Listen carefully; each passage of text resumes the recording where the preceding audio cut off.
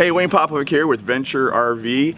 We're going to take a look at one of the toy haulers we manufacture. This is a 190 VTH. We also make a 30-foot one, but we've got the small one here with us today. We're going to go through some of the features and benefits of it and tell you how it works. Some things we do different than most manufacturers is we're not using the same parts and pieces as everybody else just because it might be cheaper to do that. Okay, so a good example is the frame that we use. We use an S-channel frame made by Norco, BAL. It's actually an S-channel and it's powder coated as opposed to just sprayed or dipped, and it's huck bolted together instead of just being welded together. So one of the benefits of that is that the manufacturer can control the camber in the frame very precisely. All right, and it helps with the longevity and the structure of the coach. Another big thing that we do that some manufacturers don't is the floor system that we use contains no styrofoam. Right? Very common these days, especially in lighter weight units, to have a styrofoam floor. You're not going to find that in a Venture SportTrek product. Okay? We actually build it like the subfloor of a house. You've got 5/8" tongue and groove plywood deck on top of 2x3" wooden floor joists that are 16 on center. What's the benefit of that? Well, it's not going to wear out. The problem with the styrofoam floor is, after time, styrofoam compresses and you get soft spots, and there's no way to fix that. Okay? So this is going to last longer. It's going to work. It's going to last longer. It's not going to wear out, and it's going to be able to be repaired if anything catastrophic ever happens to it. All right, a couple other things about the SportTrek. We have electric awnings on all of them. They come out. They're an 8-foot extension. You've got a light bar in the end, which is nice because LEDs are out at the end of the awning, so that you can shine the light back in. And any bugs that might be attracted to it aren't out by the door in that case. So it's got an automatic rain dump, and it can be tilted so the water will run off automatically.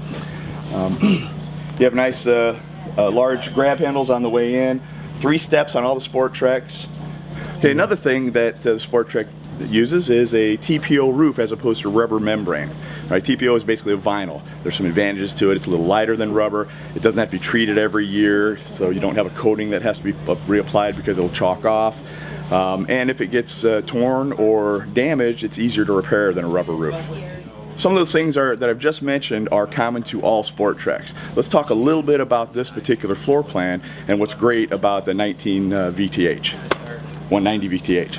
Okay, the 190 VTH is designed for one bike or one quad. It's a smaller layout. Okay, easy to tow.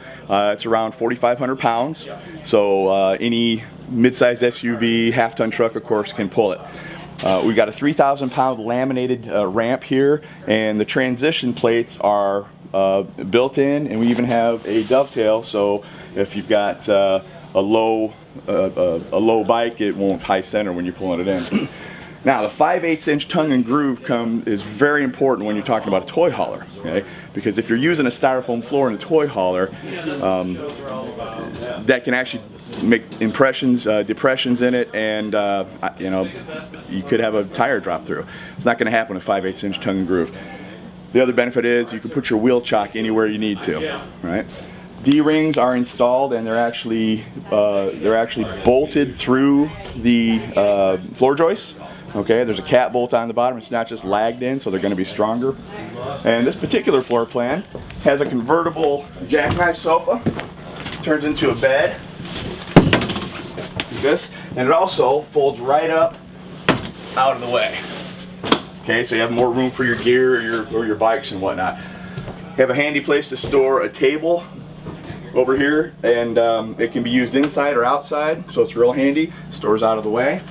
Up here you have room for your gear. You can store your helmets, your riding gear, whatnot. There's a spot for a TV, stereo system that includes CD, DVD, and it's Bluetooth streaming, so you can be underneath your awning listening to your own playlist off your phone.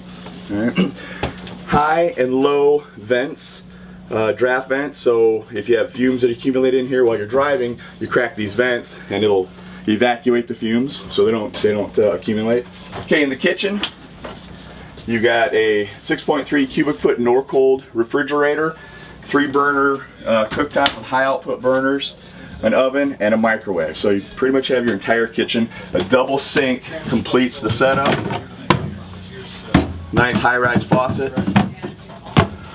Storage throughout. We even have a secret storage spot. We call it the Safe Tech box.